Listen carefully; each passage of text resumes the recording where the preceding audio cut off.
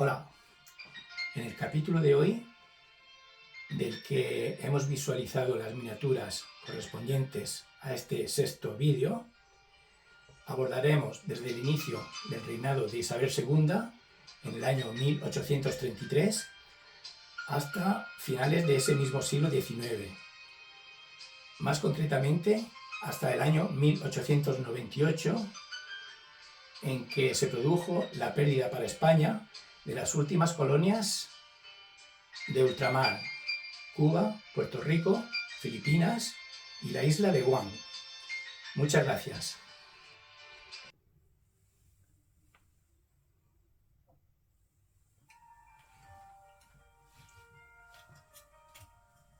Isabel II, reina de España entre 1833 y 1868, nacida en 1830, su ascensión al trono provocó un problema dinástico y como consecuencia la Primera Guerra Carlista, pues al morir su padre Fernando VII, los absolutistas se pusieron al lado del hermano de este, Carlos María Isidro de Borbón, y los liberales al lado de Isabel II. Hasta que fue declarada la mayoría de edad de la reina, asumió la regencia su madre María Cristina.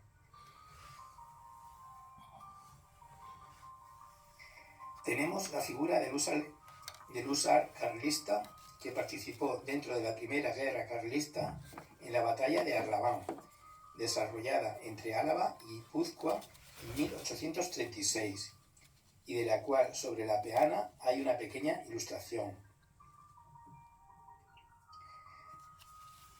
Al fondo tenemos un mapa de España. Aquí está, en el que se remarcan los escenarios de las tres guerras carlistas que hubo de 1833 a 1876, mayormente localizadas en las provincias vascas, en Navarra, el Levante, el Maestrazgo y en el norte de Cataluña. Tenemos la figura del guardiamarino, cuerpo en el que hubo varias reformas desde Felipe V, que propiciaron la creación del Colegio Naval en San Fernando, Cádiz, hoy conocido como Escuela Naval Militar, donde se forman los futuros oficiales de la Armada. Ahí detrás, la acercamos, tenemos la réplica de una moneda de plata de 20 reales, de 1837, de Isabel II y ceca original de Madrid. Otras miniaturas de este reinado son, aquí delante, el soldado de artillería de la Guardia Real, que desempeñó un papel destacado al servicio de la todavía reina niña Isabel. A continuación, el abanderado de infantería de línea. Desde el siglo XVI, las diferentes tropas y cuerpos del ejército español han ostentado en sus uniformes algún distintivo propio de su nacionalidad, como plumeros y escarapelas rojas. En 1785, el rey Carlos III decidió adoptar para la Marina de Guerra la bandera consistente en tres listas: rojas las extremas y amarilla la central, siendo esta el doble de ancho que las otras, y sobre ella el escudo real reducido a los cuarteles de Castilla y León con la corona real encima, tal y como en este pin sobre la peana. El 13 de octubre de 1843, cuando apenas se había realizado la toma efectiva del trono como reina por parte de Isabel II tras la declaración de su mayoría de edad, estableció la norma para que todos los cuerpos del ejército adoptasen la bandera rojigualda como la bandera nacional oficial de la monarquía española. La figura de aquí en representación de ese evento. Debido a un problema grave de seguridad que existía en las zonas rurales de España tras finalizar la Primera Guerra Carlista, el segundo duque de Ahumada funda la Guardia Civil el 13 de mayo de 1844. Luchar contra el bandolerismo fue una de las principales misiones encomendadas a ese cuerpo, conocido como la Benemérita, porque en la época de su fundación los agentes de la recién creada Guardia Civil vinieron como agua de mayo, sobre todo para los aldeanos rurales, para los aldeanos de las zonas rurales. Aquí tenemos el ayudante de campo de capitán general del Ejército Liberal, o sea, los isabelinos, en plena Segunda Guerra Carlista. El ayudante de campo era el asistente militar o secretario de una persona de alto rango, en este caso de un capitán general, que en el siglo XIX era el mando supremo de una región militar. En la parte de atrás, miniatura, la cogemos, que se vea bien, de la locomotora de vapor llamada la Mataró, que fue la primera en ser puesta en marcha en el territorio de la península ibérica, concretamente realizando el primer trayecto de la línea ferroviaria Barcelona-Mataró, en octubre de 1848, con unas pruebas previas con mercancías como el de la miniatura, antes de la admisión de pasajeros. La dejamos ahí atrás, en su sitio. Las siguientes figuras son el sargento de coracero, el sargento de caballería coracero de la Reina, y la siguiente, el cabo primero de cazadores. Ambos tuvieron participación en la Primera Guerra contra Marruecos, desarrollada entre 1859 y 1860, que estalló como consecuencia del ataque marroquí a la ciudad de Ceuta. Guerra en la que destacó el general Prim, consiguiendo las victorias españolas de Castillejos y Guadras, ambos lugares de Marruecos. Aquí tenemos el teniente coronel del Cuerpo de Estado Mayor. Tenía la finalidad de auxiliar a los generales, proporcionándoles datos en los que estos pudieran fundamentar sus decisiones. La diferencia entre los distintivos rojo y blanco de las medallas que luce en su pecho es que el primero, o sea, el distintivo rojo, solo se concede en tiempos de guerra y por méritos frente al enemigo. Al lado, el marinero de la fragata Numancia. Y detrás, un parche conmemorativo de la misma. Buque construido en 1864 y que estuvo en servicio hasta principios del siglo XX. La entrega de la nueva fragata Numancia a la Marina Española se hizo en 1988. En el año de 1868, el Partido Progresista y la oposición impulsaron a la Revolución de Septiembre que destronó a Isabel II. Como consecuencia de la misma, se formó un gobierno provisional, presidido por el general Serrano, nombrado regente, mientras se discutía la persona que habría de ocupar el trono español, para el que finalmente fue designado Amadeo I de Saboya, en noviembre de 1870. Procedente de una familia noble del norte de Italia, pero tras el asesinato del general Prim, su principal valedor, y observando el descontento de muchos españoles, a los 2 años de su reinado renunció a la corona, tras lo cual se proclamó la Primera República, que tampoco logró estabilizar la situación y que en el año escaso que duró, entre febrero de 1873 y enero de 1874, tuvo 4 presidentes, a saber, Estanislao Figueras, Francesc Pi i Margall, Nicolás Salmerón y Emilio Castelar. Tras la breve experiencia de esa Primera República, se volvió a formar un nuevo gobierno provisional bajo la jefatura otra vez del general Serrano, hasta que con el pronunciamiento del general Martínez Campos se restauró la monarquía borbónica en la persona del hijo de Isabel II, Alfonso XII, en diciembre de 1874.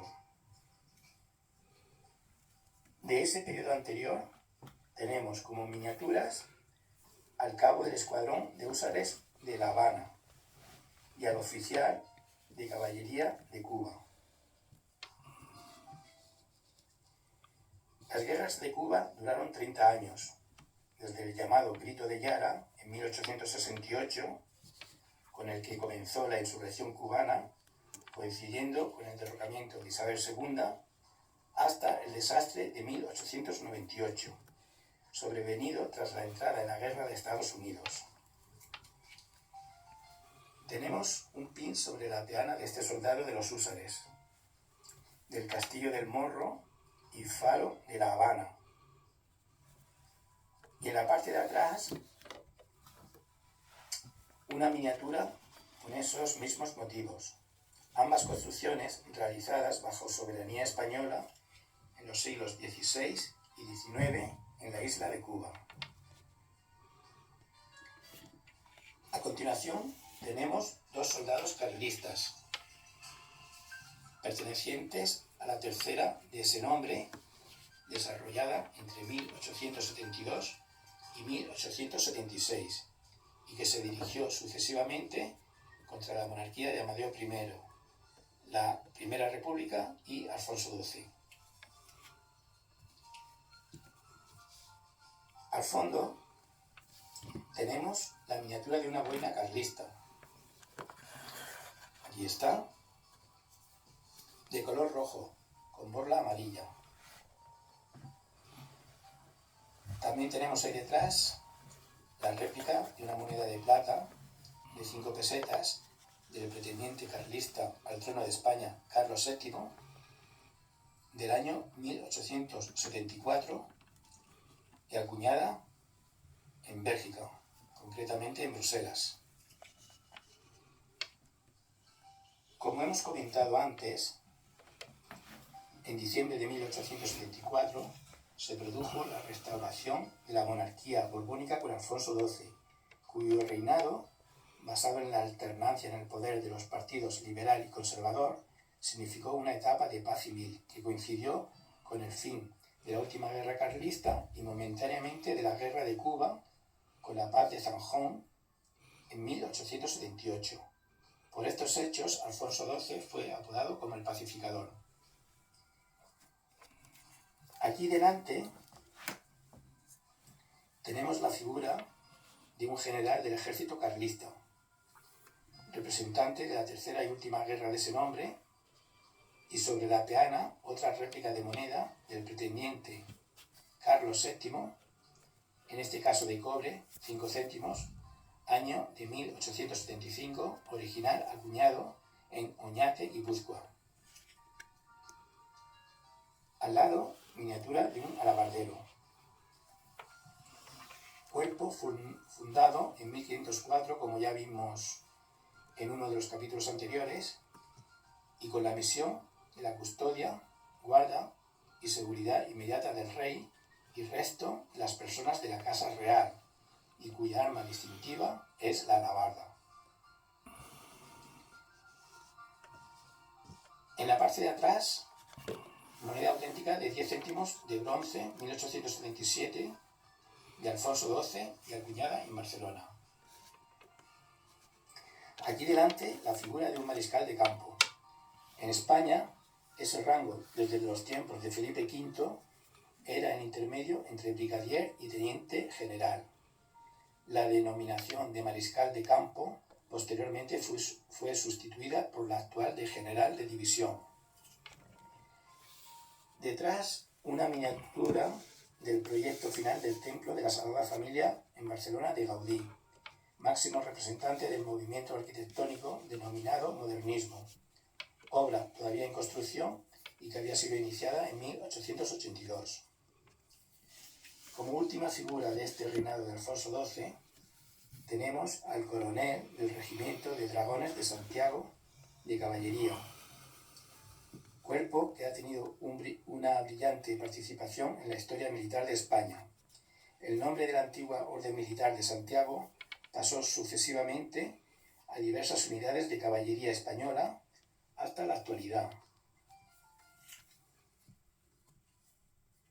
Tras la muerte prematura en el año 1885 de Alfonso XII a los 27 años, víctima de la tuberculosis, fue sucedido en el trono por su hijo póstumo Alfonso XIII, rey desde su mismo nacimiento, en mayo de 1886, cuya minoría de edad estuvo encabezada por la regencia de su madre, la reina viuda María Cristina. Como figuras de este reinado tenemos del cuerpo de ingenieros el cabo conductor de carros, de los que se dotaron a las unidades de los batallones de tren de artillería para el movimiento de las piezas, munición y material de ese arma. Los conductores de la primera pareja de mulas, como es el caso de este cabo, llevaban la pierna derecha protegida por un guardapierna de chapa y cuero, que servía como protección de los golpes. También portaba un látigo de correa fuerte para ligar a las acémilas. Al lado, un cabo gastador del regimiento de infantería, que marchaban a la vanguardia de las columnas en campaña, llevaban herramientas con las que debían preparar el camino y eliminar obstáculos para facilitar el paso al grueso del regimiento. Más a la derecha, un oficial de artillería, destinado en Filipinas, donde la presencia militar fue muy reducida, hasta que el deterioro de la situación interna obligaron a reforzar la guarnición en el siglo XIX, hecho que produjo algunas insurrecciones de las diversas etnias. La artillería participó en todas las campañas subsiguientes. La miniatura aquí representada viste como prenda de cabeza el capacete o salacot, propio de los oficiales de artillería, aunque para campañas se estableció como reglamentario el sombrero de paja por ser más cómodo que el salacot. El pantalón y la guerrera son blancos. Ahí atrás tenemos unas tarjetas postales que evocan la Exposición Internacional de Barcelona de 1888, llevada a cabo en el Parque de la Ciudadela, cuya entrada principal era por el Arco de Triunfo, diseñado con tal motivo. Así como el monumento a Colón, construido en el contexto de las obras de mejora del litoral de Barcelona efectuadas por ese referido evento internacional.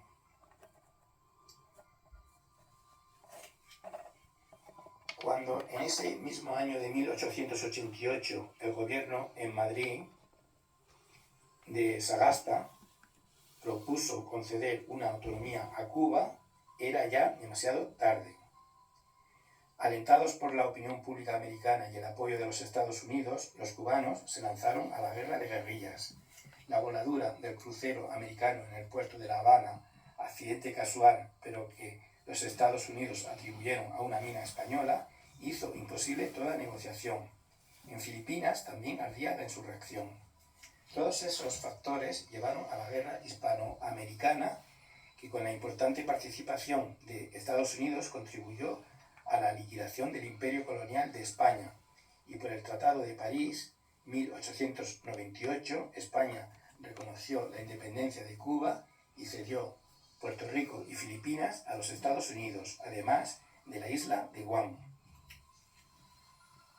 De esa época tenemos varias figuras y complementos.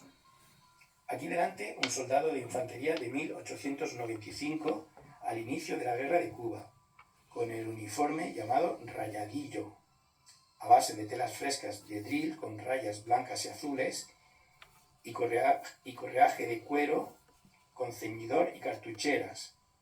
El sombrero llamado de jipijapa, de paja, con escarapela con los colores de la bandera nacional.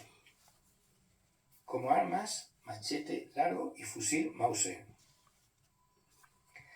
Al lado, un teniente de infantería destinado en Puerto Rico, con uniforme de gala. Detrás, la réplica de una moneda de plata, un peso equivalente a 5 pesetas, de Alfonso XIII Niño, original acuñado en ese mismo país en 1895. Al lado, un platito con el escudo actual de Puerto Rico, y conserva reminiscencias de su pasado español, época de los Reyes Católicos. La F y la Y de Fernando e Isabel el yugo y las flechas y algunos cuarteles de Castilla y León, entre otros alrededor. Delante, las figuras de un marinero y otros militares españoles de la Guerra de Cuba. Un oficial de caballería y a su lado un soldado abanderado con otra versión de uniforme de rayadillo más inusual.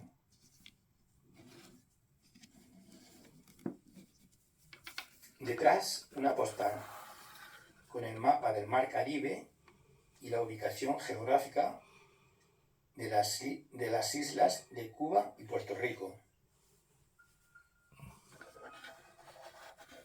Delante, a la derecha, un insurgente cubano con su bandera, un soldado americano y un insurgente filipino. Sobre la peana, pines con las banderas de esas nacionalidades. Al fondo, una ilustración de los conocidos como los últimos de Filipinas, último bastión heroico español durante la guerra hispano-estadounidense de 1898.